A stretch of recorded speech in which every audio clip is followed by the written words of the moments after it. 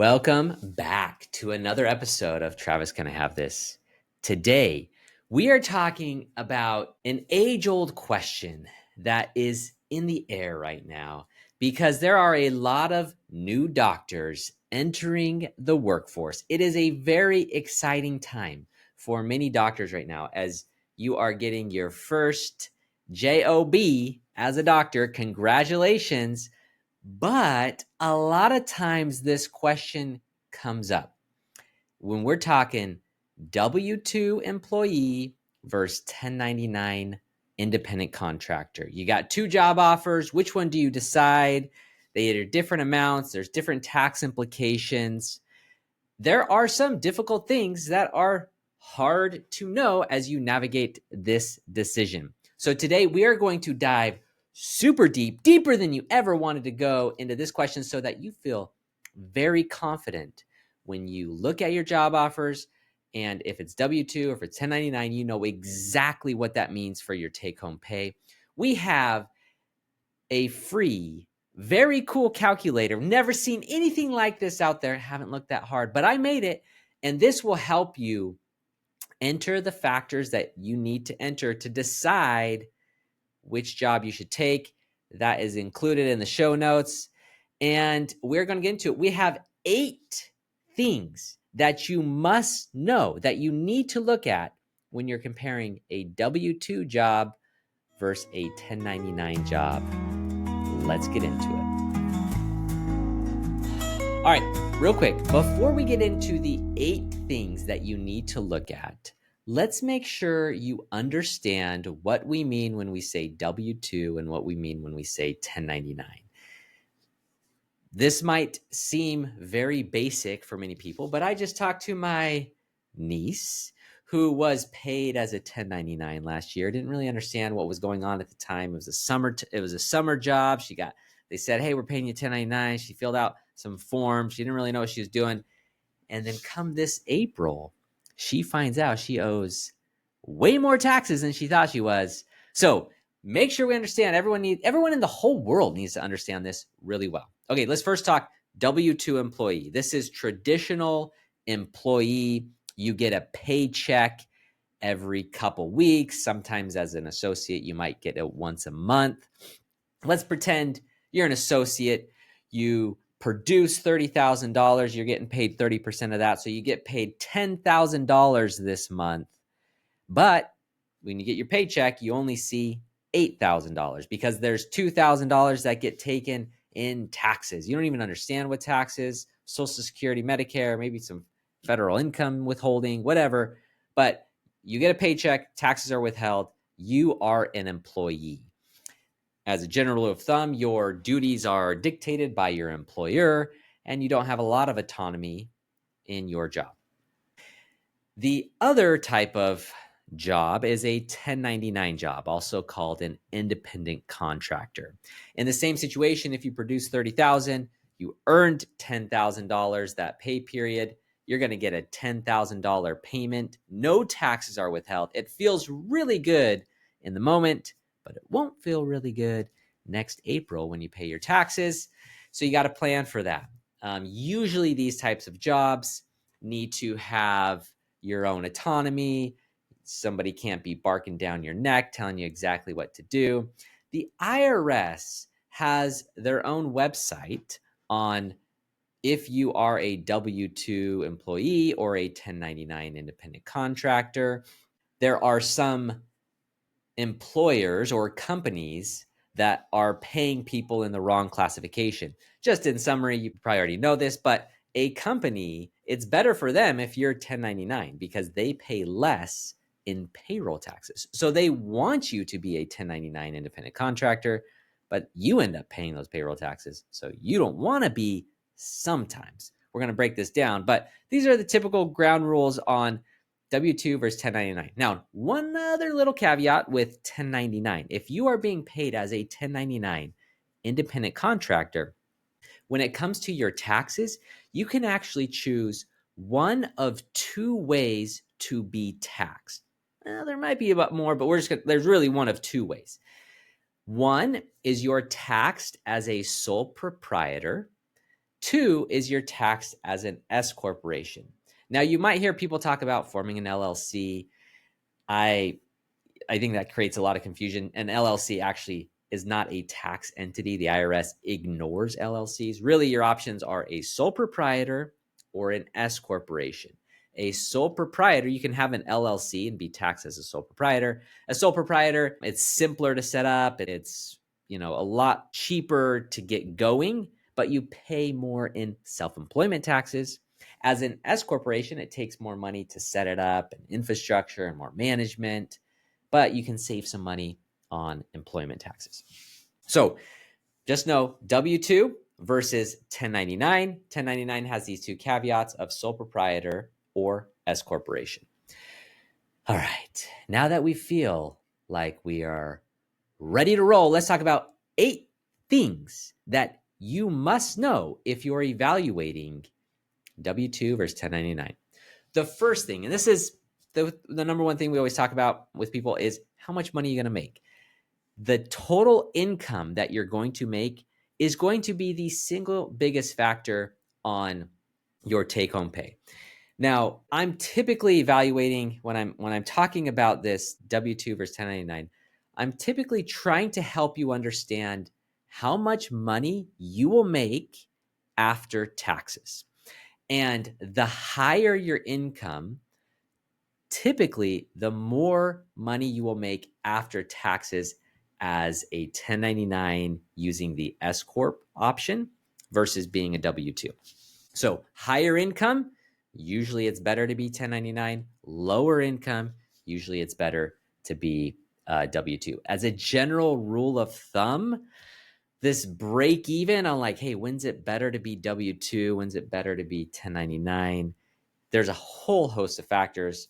Most accountants probably won't even throw out a number on air. I'm going to throw one out. 140,000 according to my spreadsheet based on some 2025 payroll tax data stuff. 140,000, good rule of thumb, which is honestly like most new docs out of school, like dentists are like, hey, I'm going to make 150,000. So you're like right on this cusp. You're right in like this danger territory, unfortunately. But 140,000 right now is kind of like, if it's under that, probably W-2. But there's other factors too. So that's the first factor, is your total income. Second factor, how much are you going to write off in expenses? Here's what I mean. If you're your first year out of school and you are a general dentist and you are ready to place 1,000 implants and you're going to go to every implant CE course under the sun, you're going to go to Spears, you're going to go anywhere, the cool podcast people that have CE courses, right? You're going to go all the places, spend a lot of money on your CE. Well, you want to try to deduct that, right? Versus somebody who's like, hey, I'm just trying to survive. I'm just like happy to be making money and trying to save some money, pay down student loans, whatever it is, right? So there's two different spectrums. How much money do you think you will be able to deduct? How many dental business related expenses do you expect to have? That can be a big factor because as a W-2 employee, you cannot deduct those. The tax code does not have anywhere for you to deduct them. Now, your only option is really to try to go through your employer and make them pay for it and then have them deduct it from your salary, which is really in their best interest, actually. But it's kind of like logistically difficult. So if you have a lot of them, it can be difficult to get a deduction for it. If you're going to have a lot of those, being a 1099 makes it really easy to deduct those. So how much are you going to have in business expenses? If you're going to buy a really expensive vehicle, you can deduct that as a 1099. You can't as a W-2. But don't go buy an expensive vehicle. I shouldn't even have said that. That's going to give people green lights that you should not be having a green light on that expensive vehicle. We want to buy a practice, an appreciating asset. We don't want to buy a depreciating asset. Vehicles, come on. All right. Number 3 is, does the job have access to benefits? Here's what I mean. A lot of W-2 employees typically have some benefits. They have health insurance or they have access to a 401k plan, and there might be a matching component. those benefits can add up. We're talking large corporations have some significant benefits. So if you're like working for a larger DSO, they may have some significant benefits as W-2 employee that you really want to keep in mind, because going outside of a W-2 employee as a 1099, you're going to have zero benefits. You're going to have to find your own health insurance. You're going to have to do your own profit sharing, which can also be a good thing, but or your own 401k retirement stuff. Now, if you're working at a smaller private practice office as a W-2 employee, a lot of times they might exclude the associate from those benefits. So you want to know, do I have access to benefits? How much access do I have? What's the real value of those benefits? And that could be a factor in your W-2 job being a lot more attractive. Number 4, this is a big one, I think. What is your desire / capacity, mental capacity to manage a business structure? If you are a 1099, you have a mini business. You need to get your own little bank account just for that 1099 business. You need to track any, like if you're 1099, you want to write off as many things as you can. Obviously, legitimate things. We're talking dental business type things. You could write off your dental school kit, just FYI, but legitimate business expenses. But you need to have a little infrastructure. You need to have a little QuickBooks account. You also, if you're going to go down the S Corp route, you need to set up an entity. You need to file a separate tax return for that. You need to have payroll. You got to have a payroll service now. You got this mini little business. Now it's just you. It's a simple mini little business, but it's something. You can't just do nothing. And how do you feel about that? How does setting up a little business make you feel? Are you like, yeah, I'm legit now. I can't wait. I'm going to own a practice someday. So I'm going to set up my little business right now. Or are you just trying to like do dentistry, right? Like do whatever work you've went to school to do. I just want to focus on my clinical skills and I want to make those stellar. I don't want to be caught up with like, what do I deduct? Who do I talk to? I don't even know an accountant. That Travis dude is so weird, right? Like, or an attorney or like whatever it is, right? So what is your capacity or desire to set up a mini little business? If your desire is very low, being a 1099 is going to be a pain in the butt. So just know that. Okay, number 5. What are your goals for retirement? Now, it might feel a little bit premature. I need to pay down my student loans before I save for retirement. I think most people know, like, hey, it's a pretty good idea to actually start putting some money towards retirement ASAP. The sooner you do that, the better. Stash some money away. Some people, I come across new associates quite often who are like really educated on saving for retirement. They want to max out their 401ks. They want to max out different things. If you are in that camp and you want to put as much money as you can in retirement, being a 1099 gives you some pretty good options. So let's pretend you're a W-2 and you participate in a 401k plan. The most that you could put into a 401k plan is roughly $23,000. Alternatively, if you have a 1099 income, the most you could put towards your retirement, it won't be it could be a solo 401k with some other features, probably a SEP IRA. Like it's called something different potentially than a 401k, but you could put close to $60,000 in a retirement vehicle. That's going to save you money on taxes too, potentially if you wanted to. So anyways, you get more options if you really care about putting money away for retirement if you're going to go down the 1099 road. Doesn't mean you can't do it as a W-2. There's also IRAs. You get another $7,000 through an IRA. But overall, being 1099, you can be a lot more aggressive with retirement goals. Also, if you're making, if you're a specialist, making a lot of money as a 1099, you could do a defined benefit plan. You could be doing the hundreds of thousands of dollars towards retirement, save you a boatload on taxes. Because if you're making that much money, you're paying a lot of taxes. Number 6, This is one where if there's an attorney, if there's a dental attorney listening to this, I've probably said a lot of things that you're like, come on, man. Is that even legal? Okay, this is what we're going to talk about. Number 6, state laws may increase the risk in what you're doing. There have been a lot of laws passed recently about should you be a W-2 or should you be a 1099 independent contractor. Specifically California, there's these lawsuits around Uber and Uber drivers and like how they're classified. And I've seen a lot of doctors, associates in California get these 1099 job offers that come with this requirement that they need to form their own corporation. The job is saying, hey, we're going to hire you, but you have to form your own corporation. Man, I hate hearing that. That's like shady shenanigans to me. What the employer or the job is trying to do, they're trying to protect their own butt, and they're trying to make you be a corporation so that when they pay you, it doesn't look like they're paying an employee. And I've heard it doesn't even like benefit them. It just has this complexity. Anyways, there are different state laws that you need to be cautious of. Now, who really needs to be cautious about this?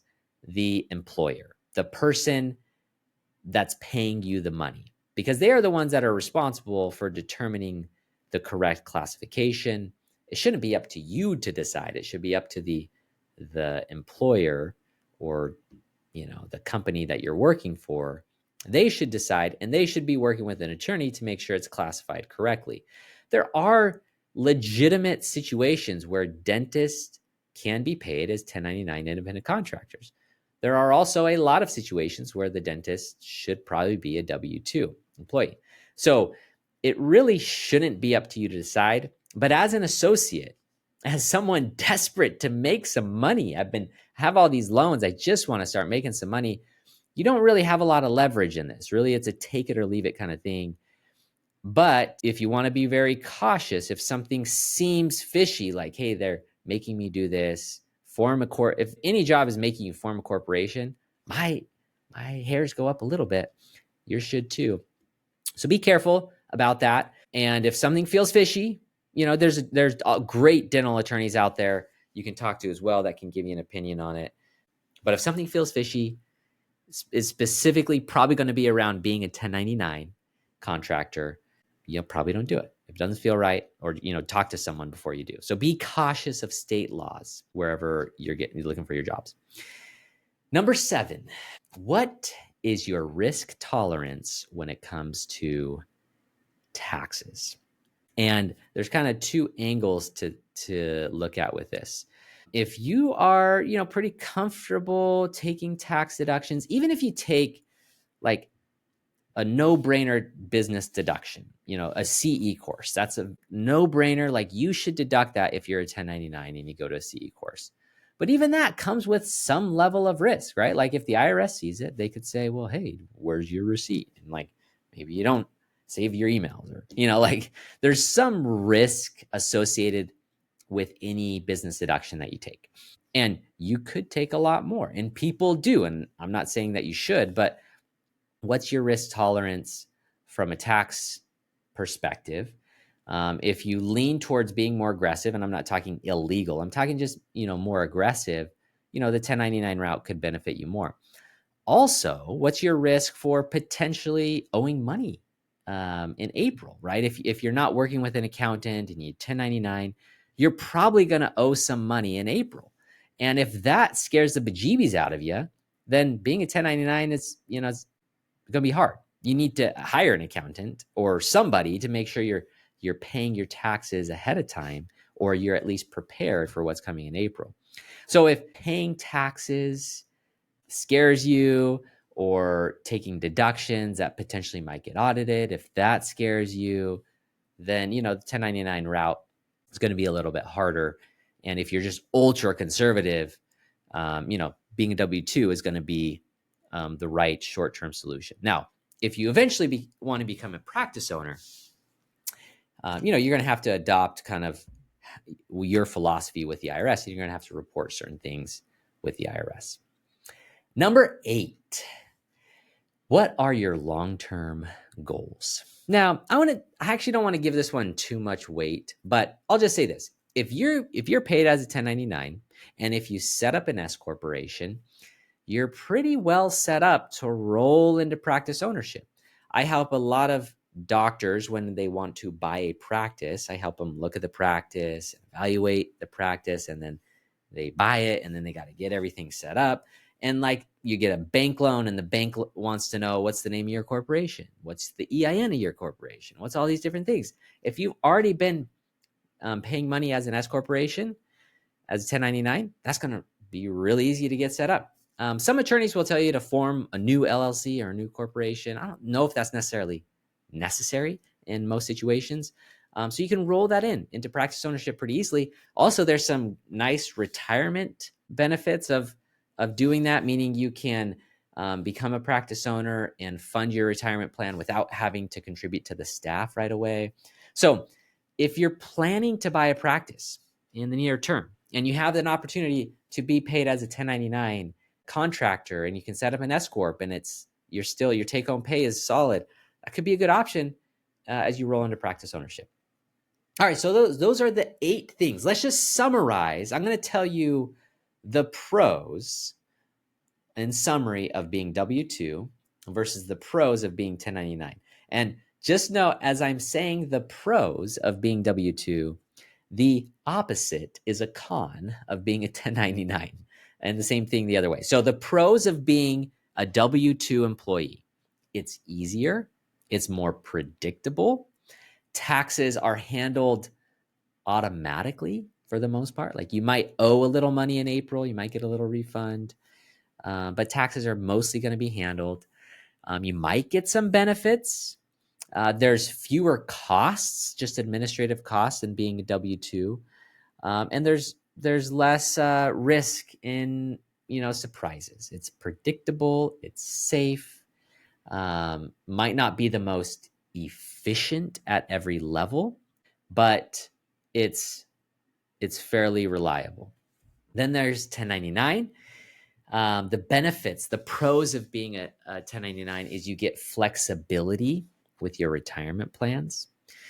You get to deduct all of your business expenses. You can potentially deduct a vehicle. If you have like an old vehicle that you plan on like driving for a while, like that probably won't do you a lot of good, but you can deduct all your business stuff. It can ease you into practice ownership, what it feels like to have your own little mini business.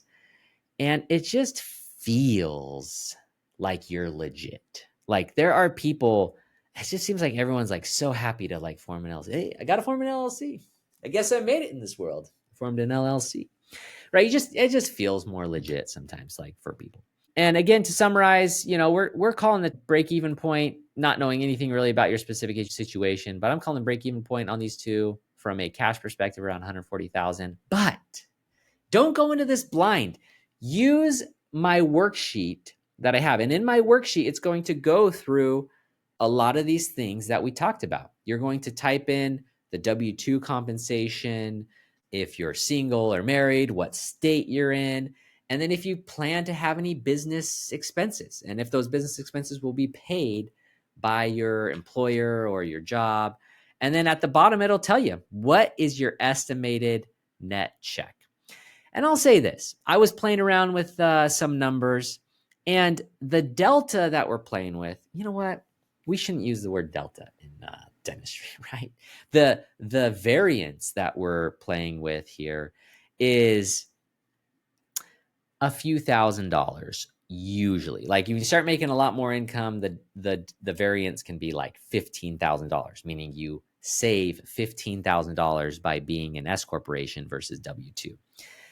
But let's call it in the 90,000 to 170,000 territory of compensation, we're talking a few $1,000s. So it's not like earth-shattering numbers, but dude, who wouldn't want an extra $3,000 or $4,000 by choosing the right structure? So the spreadsheet will tell you your take home if you're W-2. It'll tell you your take home if you're 1099 as a sole proprietor, and it'll tell you your take home as a 1099 as an S Corp. So make sure you check that out. Don't go into this blind, and feel free on the YouTube link in the show notes. Leave any comments, DM me with questions. Helping dentists and doctors and physicians with decisions like this is all I do. That's all I care about. And my children and my wife and some other things. But I care a lot about these decisions for doctors. So please reach out with any questions. Thanks so much for joining today. If you like this episode, give it a like, share it. Don't scare it. All right. Thanks, guys. We'll see you.